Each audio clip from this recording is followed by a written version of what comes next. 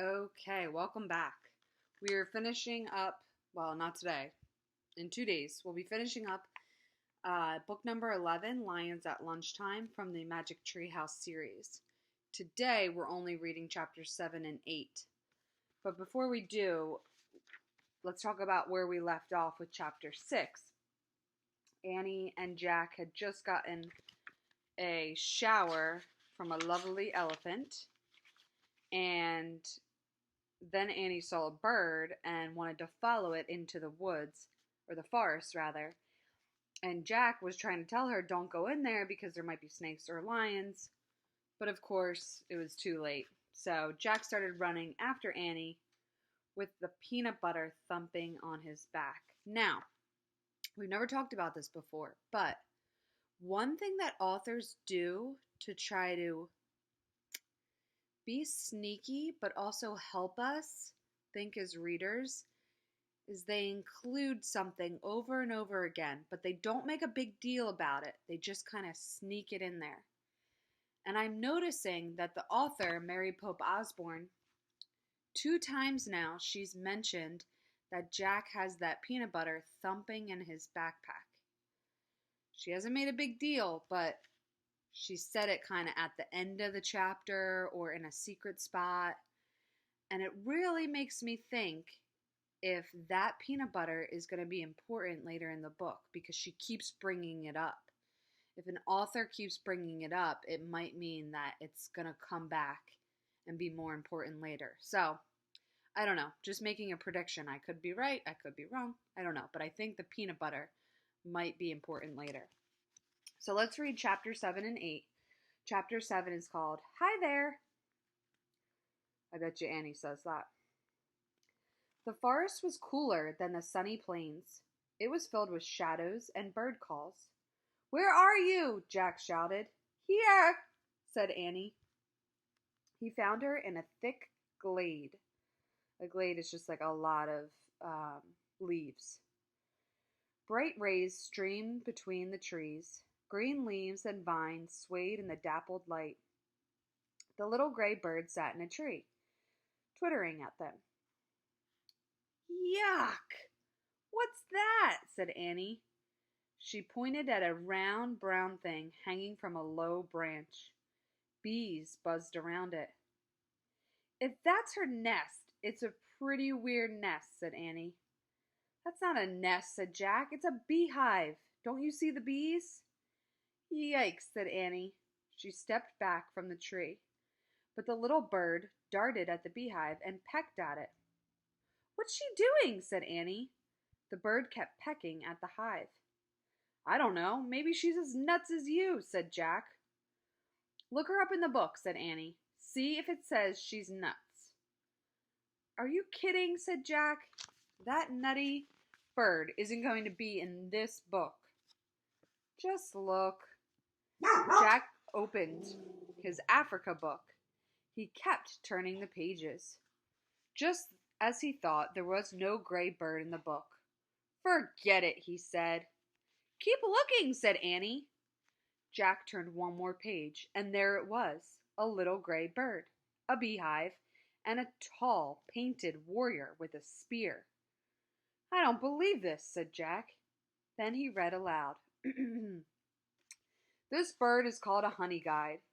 It's both a friend and a helper to the Maasai people in Africa. They are in a tribe known for their fierce fighting skills and bravery. Hi, honey guide, Annie called to the bird. I knew you were important. Jack kept reading. The honey guide leads a Maasai tribesperson to a beehive. The bird waits for him or her to gather the bees and take the honey. Then the bird feasts on the honeycomb. Huh, that's cool, said Jack. They work together like the zebras and the wildebeests and the gazelles. Yeah, said Annie, and she wants us to be her helpers. We have to scatter the bees and leave her the honeycomb. How do we do that? Said Jack. He looked back at the book. It did not say how. Well, maybe we could wave those weeds at them, said Annie. She pointed to some bright green plants that looked like giant fans. Jack put his book, and his backpack down. He said he and Annie pulled up the weeds. They waved them near the tree, and the bees scattered. Next, Jack grabbed the tree branch and jiggled it. The hive fell to the ground and broke open. Annie stooped and stuck her finger into the golden honeycomb. Yummy, she said when she tasted the honey. Try it. Jack stuck his finger in the honeycomb. So here they are, trying to help the bird by knocking down the honeycomb. And they did it. Jack licked off the golden honey.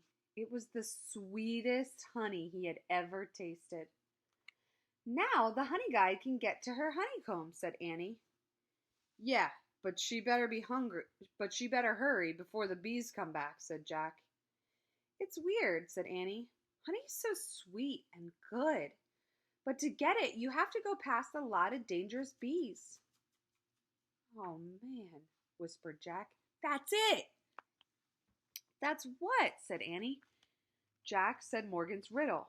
I'm the color of gold and as sweet as can be, but beware of the danger that's all around me.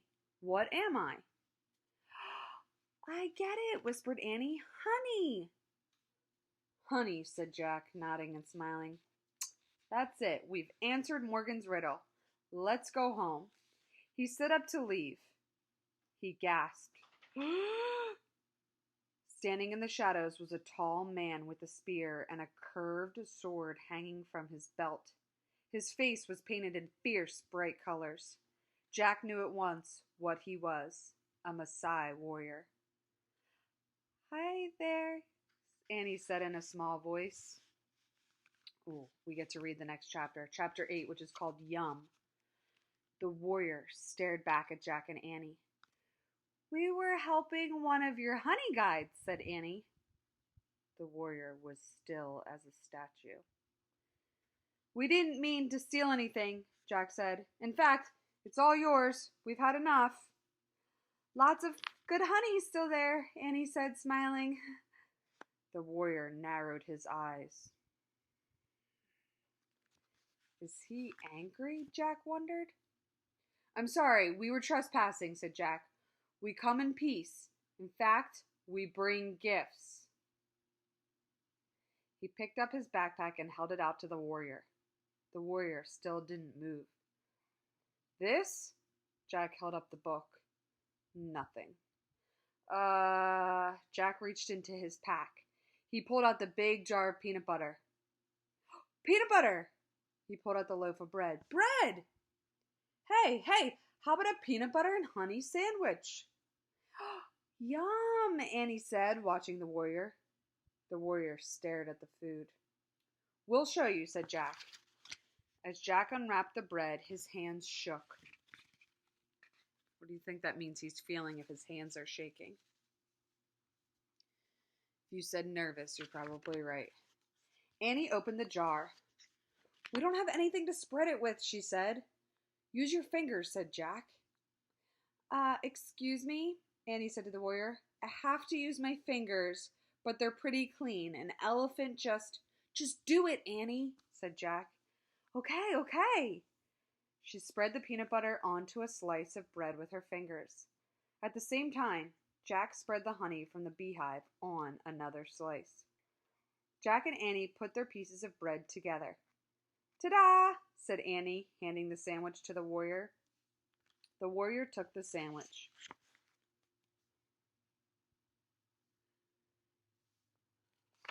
But he didn't eat it. He just looked at it. Let's make sandwiches for us too, Jack said, so he doesn't have to eat alone. They quickly made 2 more sandwiches.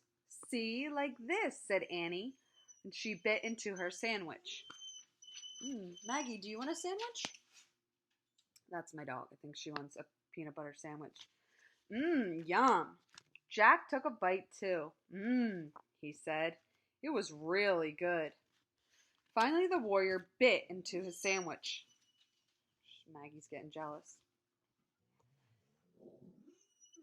Maggie. Hey, Come here, Maggie. Should I make my dogs a peanut butter and honey sandwich? What do you think? Look at them. They made a mess on my rug. Okay, let's see if we can get back to the book without any barking or growling. It was really good. Finally, the warrior bit into his sandwich. He chewed slowly. This is called a picnic, said Annie. They ate their sandwiches in silence. When they finished, Jack screwed the lid back on the peanut butter jar. Not bad, huh? He said. The warrior smiled. He had a kind, dignified smile. Jack and Annie smiled back at him. Then the warrior turned gracefully and vanished into the trees. Oh man, said Jack. Part of him wanted to follow the silent warrior through the shadowy forest. Ready? Said Annie softly. Jack nodded. Annie started to go. Wait, said Jack. He put away the peanut butter and bread. We're going back to the treehouse, right? We're not going to do anything silly, like rescue anything or chase any birds, right? Those things aren't silly, said Annie. Don't forget that the bird gave us the answer to the riddle. All right, said Jack. He looked at the little honey guide. She was on the ground, pecking at the honeycomb. Thanks, said Jack to the bird. Have a good feast, said Annie. Jack put on his pack. Then he and Annie started out of the forest. When they passed the pond, they saw the elephant still splashing in the water. He lifted his trunk. He seemed to be waving at them. See ya, Annie shouted, waving back. They rounded the bend in the river, then started through the tall grass. As they walked back toward the treehouse, they saw the wildebeest in the distance. There were still some crossing the river. They finally saw a family of zebras grazing together. They saw lone giraffes walking from tree to tree, eating leaves. And they saw a bunch of lions sleeping in the shade of the tree. The same tree that the treehouse was in. Whoops, said Annie. Jack's heart gave a jump. So there they are. Oh boy. Okay, so there's lions sleeping underneath their treehouse. But we'll find out what happens with that next time. However, did you see that my prediction was right?